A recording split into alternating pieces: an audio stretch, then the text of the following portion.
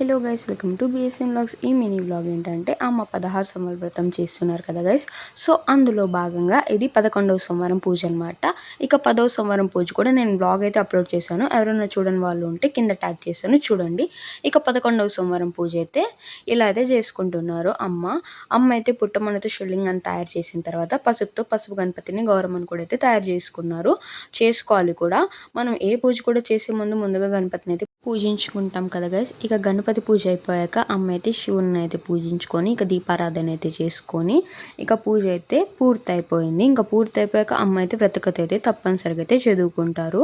మనం ఇంకా వ్రతకథ చదివితేనే పూజ అనేది మనకి కంప్లీట్ అవుతుంది అనమాట. ఇంకా మా వీడియోస్ మీకు ఎలా అనిపిస్తుందో కూడా కామెంట్ చేయండి. అలాగే ఇలాంటి మంచి వీడియోస్ కోసం మన ఛానల్ అయితే తప్పక సబ్స్క్రైబ్ చేసుకోండి. నేను వీడియోస్ అయితే చాలా లేట్గా అయితే అప్లోడ్ చేస్తున్నాను. ఇక నుండి వీడియోస్ అయితే డైలీ అయితే అప్లోడ్ చేశాను. బాయ్ గైస్, నెక్స్ట్ లో కలుద్దాం.